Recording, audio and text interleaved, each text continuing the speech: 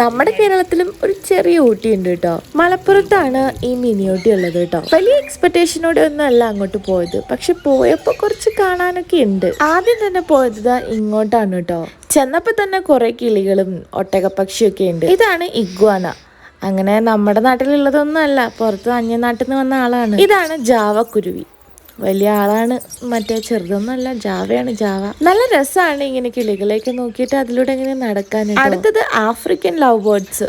ഇതാണ് കൗതുകകരമായിട്ട് തോന്നിയത്. ഇതൊരു അണ്ണാൻകുഞ്ഞാണ്, പക്ഷെ ഇതിന്റെ മുഖം സത്യം പറഞ്ഞാൽ ഒരു കുരങ്ങിന്റെ പോലെ ഉണ്ടായിരുന്നു. മുഖം കാണിക്കുന്നേ ഇല്ല, എത്ര വിളിച്ചിട്ടും തിരിഞ്ഞിരിക്കുകയാണ് മുഖം. അടുത്തതാണ് ബോബ് വൈറ്റ് കാട. നമ്മുടെ ഇവിടെയൊക്കെ വൈറ്റ് കാടയല്ലല്ലോ ഉള്ളത്, ഒരു തരം ബ്ലാക്ക് ഒക്കെ അല്ലേ, ഇത് വൈറ്റ് കാടയാണ് കേട്ടോ. പിന്നെ എന്താ ചൈനീസ് പെയിന്റഡ് കാടയൊക്കെയാണ് എന്നൊക്കെ പറയുന്നുണ്ട്. എന്താ സംഭവം എനിക്ക് മനസ്സിലായില്ല, പെയിന്റ് അടിച്ചതാന്ന് തോന്നുന്നു. അടുത്തത് ഒട്ടകപ്പക്ഷിയാണ് കേട്ടോ. മിനിയൂട്ടി ചെന്ന് കഴിഞ്ഞാൽ അവിടെ ഇത് മാത്രമല്ല കേട്ടോ, ഓരോ സെക്ഷനായിട്ട് ഓരോരോ കാര്യങ്ങളാണ് കേട്ടോ ഉള്ളത്.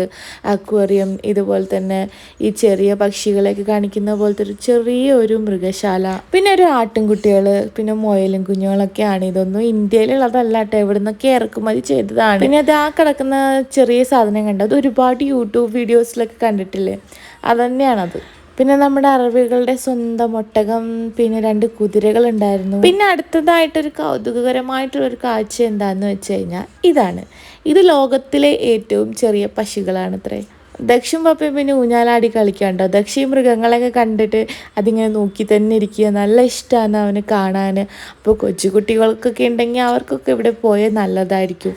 പിന്നെ കണ്ടാൽ ഒറിജിനലാന്ന് തോന്നും, പക്ഷെ ഒറിജിനൽ അല്ല കേട്ടോ, ഇതിപ്പോൾ ഒരു പ്രതിമയാണ്. പിന്നെ നമ്മൾ ഒരുപാട് യൂട്യൂബ് വീഡിയോസിലൊക്കെ കണ്ടിട്ടില്ലേ, ഇങ്ങനെ തോളിലിട്ട് നടക്കുന്ന പാമ്പ്, അതുപോലെ തന്നെ കയ്യിലൊക്കെ ഇങ്ങനെ തലയിലൊക്കെ ഇങ്ങനെ കയറിയിരിക്കുന്ന കിളികൾ. ഇതാ ഇവിടെ ഉണ്ട് കേട്ടോ.